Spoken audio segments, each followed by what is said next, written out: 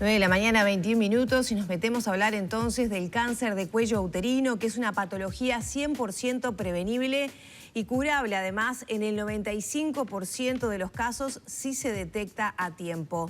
Este mes está dedicado a difundir información sobre esta enfermedad para poder justamente abordarla a tiempo y evitar muertes. Para hablar de esto es que recibimos hoy al doctor Robinson Rodríguez, presidente de la Comisión contra el Cáncer y director del INCA. Bienvenido, doctor. ¿Cómo anda? Buenos días, un gusto estar por acá.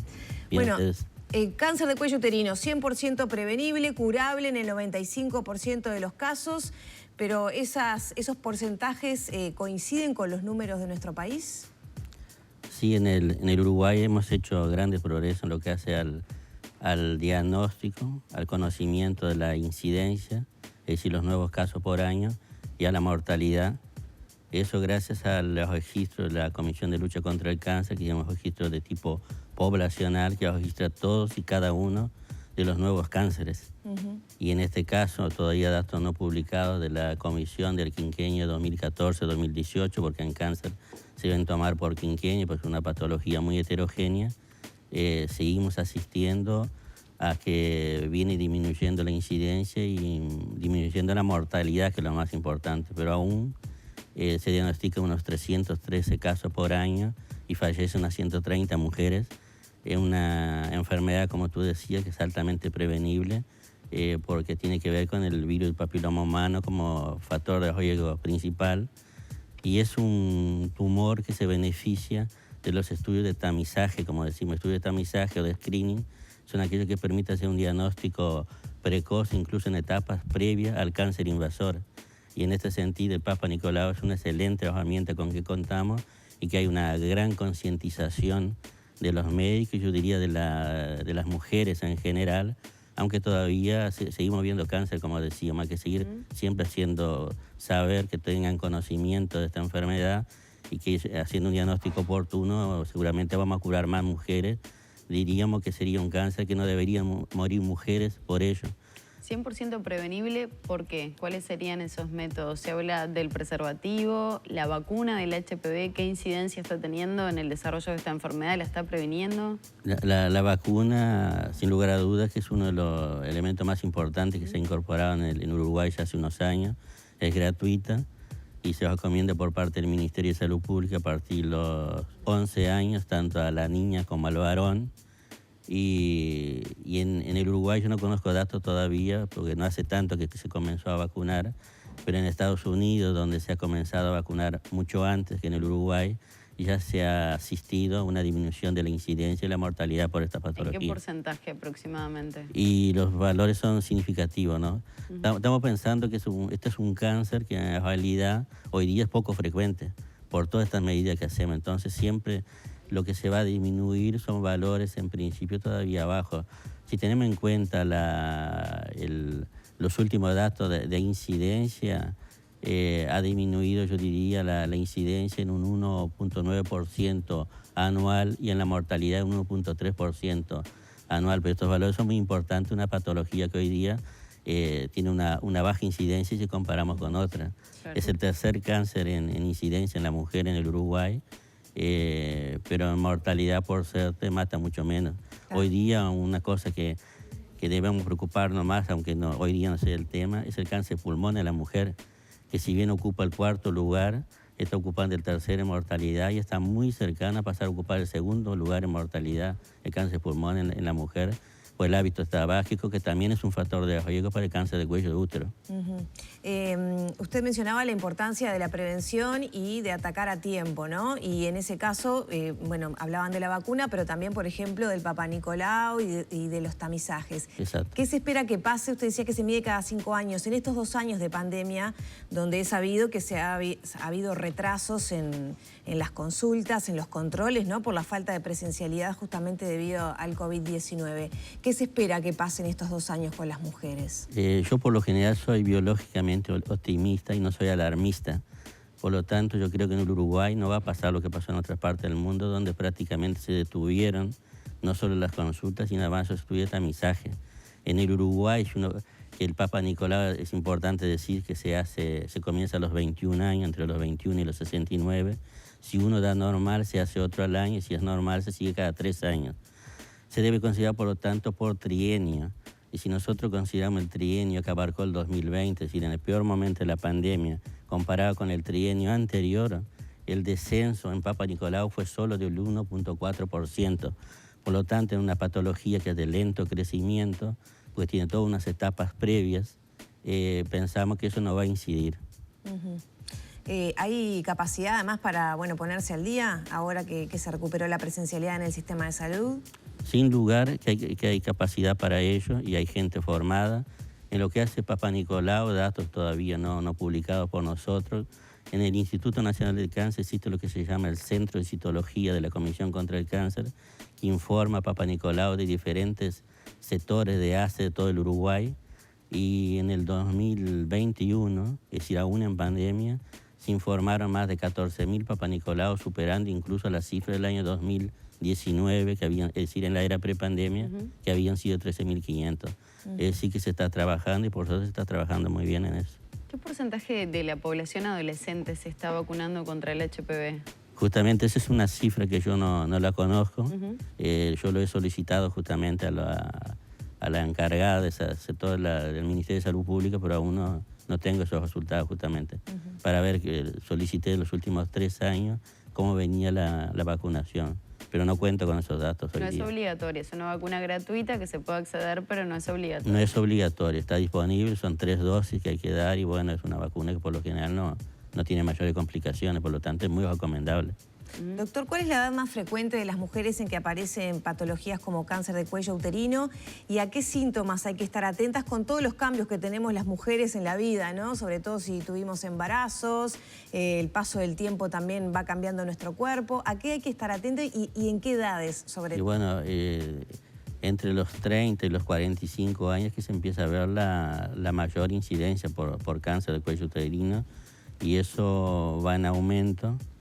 Lo ideal es que no tengan síntomas, ¿verdad? Como podría ser sangrado, dolores, es decir, que no se llegue a esa etapa.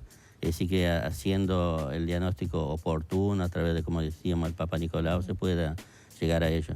Y otro dato importante que tenemos es que estamos asistiendo a una disminución de la mortalidad en las mujeres por el cáncer de cuello de útero en forma general, como sobre todo en pacientes mayores, como se había visto en otras partes del mundo, pero también en mujeres menores de 50 años.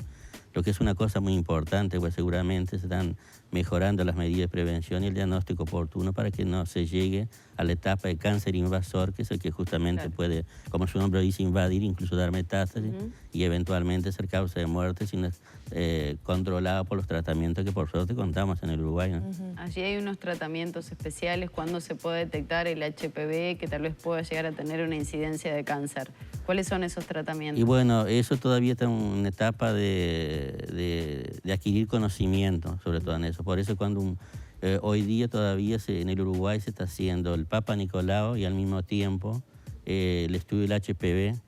Existe un estudio que ha participado sobre todo el doctor Guillermo Rodríguez de la comisión, un estudio mundial que incluyó más de 2.000 mujeres y por lo general recomendaban volver a hacer los estudios a los 18 meses y ahora están recomendando una nueva visita a los 5 años. Se está en la etapa de acumulación de información y ver si se puede seguir solo con el test de HPV y descartar ya en un futuro eventualmente realizar el Papa Nicolau propiamente dicho, ¿no? Pero cuando, por ejemplo, hay lesiones que provoca el HPV en el cuello del útero, ¿allí no hay un tratamiento previo que eso pueda llegar a ser un cáncer? Ahí los ginecólogos pueden hacer algunos tratamientos locales, a veces hace que pueden. Pero lo importante en saber es que sea por todo el HPV no quiere decir necesariamente que se desarrolle un cáncer. Incluso el propio organismo, y la inmunidad de la persona puede controlar la mayoría de las lesiones. Pero es importante, sin lugar a dudas, el control por el ginecólogo. Tampoco es aquello que digo, me dio normal el Papa Nicolau, no voy al ginecólogo, no. Tiene que ir acompañado de la visita y el examen ginecológico correspondiente, ¿no? Es muy importante eso. Doctor, en cuanto a tratamientos, ¿cómo estamos? ¿Qué tratamientos hay disponibles en Uruguay? ¿Qué pasa de esto en comparación con otros países? En el Uruguay, las medidas habituales para el tratamiento, una vez que ya estamos en presencia de un cáncer invasor, la cirugía que está disponible, la radioterapia también, ya sea la radioterapia externa, ya sea la braquiterapia y quimioterapia cuando corresponde. Así que en ese sentido, no, en el Uruguay no hay problema para tratar el cáncer de cuello de útero. ¿Son tratamientos modernos que están, digamos, a la medida de otros países desarrollados? Y son tratamientos que ya tienen sus años, es decir, no son modernos porque ya llevan muchos años, pero lo que pasa es que no hay una nueva evidencia. La mejor evidencia científica ya data de varios años y bueno, y son los tratamientos que se hacen. Pensaba en el tema de la vacuna muy cuestionada en su momento cuando surgió la posibilidad de vacunar a los adolescentes. Cuando uno, por ejemplo, desarrolla HPV a lo largo de su vida, que es habitual, ¿qué incidencia tiene en las mujeres? ¿De él? Y es alta la incidencia, dependiendo un poco, eso depende mucho también de los grupos sociales y otros factores, ¿no? Ahora, ¿esas mujeres pueden vacunarse contra el HPV igual? ¿Tiene un efecto esa vacuna? Lo ideal es vacunarse antes de adquirir la enfermedad. Se dice que no controla, no es significativo el control, pero de todas maneras, si bien se recomienda entre los 11 y los 15 años, se está recomendando también vacunar incluso a edades mayores, por ejemplo, hasta los 23 años. Algunos están solicitando que se vacunen un poco más de tiempo, de mayor edad, pero seguramente no va a tener la efectividad de tener cuando uno hace una etapa preventiva, si todavía no está el virus. Después está el virus, bueno, seguramente es más difícil controlar, ¿no? Pero digo, de todas maneras, tener el virus no quiere decir que vaya a desarrollar la enfermedad. Significa sí estar controlada, estar vigilante. Es muy importante que la mujer se controle a sí misma y esté vigilante para hacer las diferentes ¿Y allí sigue siendo gratuita después de los 15 años la vacuna? La vacuna es gratuita, tengo entendido, hasta los 23 años. Bien. Pero creo que hay grupos de mujeres que han pedido para que se haga a una edad de mayores. Más avanzada. Más avanzada. Doctor, ¿hay alguna estrategia para llegar a las mujeres que, bueno, tienen más dificultades para arrimarse al sistema de salud, realizarse los controles? Bueno, la Comisión contra el Cáncer y el Instituto del Cáncer y el PRONACAN, que es el Programa Nacional de Control del Cáncer, dependiente del Ministerio de Salud Pública, han estado trabajando, ¿verdad?, en algunos estudios relacionados al diagnóstico oportuno en mujeres de determinados riesgos, sobre todo por los lugares donde viven. Es decir, como que se ha ido a buscarlas, más que esperar que vengan, para tratar de esas mujeres que hacía de repente nunca se habían hecho un Papa Nicolau o hacía más de 5 años que no se hacían, se fueron a buscarlas para hacer esos estudios. Todavía eso se terminó recientemente, todavía no tenemos los datos en qué ¿Cuántas pasó. son? Tampoco. Exacto. Eran 1000 pacientes que tenían que ser incluidas. Y era un estudio que había empezado antes, después se demoró, y el año pasado, en 3 o 4 meses, lo que se hizo fue justamente ir a una base de datos, ver dónde había mujeres que reunían esos criterios de o no Papa Nicolau previo o más de 5 años, y se las fueron a buscar no solo en Montevideo, sino en algunos lugares del interior del país, y se hicieron esos estudios. Rodríguez, ¿qué actividades se piensan realizar durante este mes, que es el de la concientización del cáncer de cuello uterino? Bueno, hay diferentes actividades. La Comisión contra el Cáncer justamente está con este año se lo oí por voz, y bueno, en ese sentido se está trabajando, se van a hacer talleres, se están haciendo talleres, y como siempre la Comisión, a través de sus movilizadoras comunitarias que están desplegadas en el interior del Uruguay, llevan adelante estos talleres y otras actividades junto a que surgen del casco central de la Comisión contra el Cáncer. Y bueno, otras instituciones seguramente van a estar trabajando en eso, ¿no? Dependiendo. Creo que el Hospital Pereira José, porque es el Hospital de la Mujer, seguramente va a tener alguna actividad la semana ginecológica, y allí supongo que van a hacer más incidentes en esto, ¿no? Doctor, aprovecho la oportunidad para preguntarle en general, como director del INCA, ¿cómo ha pegado la pandemia en los tratamientos de cánceres? ¿Ha llegado los pacientes con situaciones más avanzadas o no? ¿Se pudo seguir trabajando con normalidad? ¿Qué pasó en estos 2 años? La pandemia en el Uruguay, insisto, tuvo un comportamiento en lo que hace al sistema de salud y al cáncer en particular diferente a otras partes del mundo, dado que desde el 13 de marzo del 2020, que se consideró la lucha contra la pandemia, También el cáncer fue prioritario, en ese sentido no se suspendió ni siquiera la cirugía. Lo que hizo hubo una adaptación en cuanto a los pacientes, aquellos que estaban en observación, de hacer una consulta presencial, se hizo mucha consulta telefónica, o en los hospitales de día tratar de hacer tratamientos que fueran más prácticos, incluso que no necesitaran ir al hospital de día a hacer esos tratamientos cuando se contaban con drogas que se podían manipular por vía oral, por boca, digamos.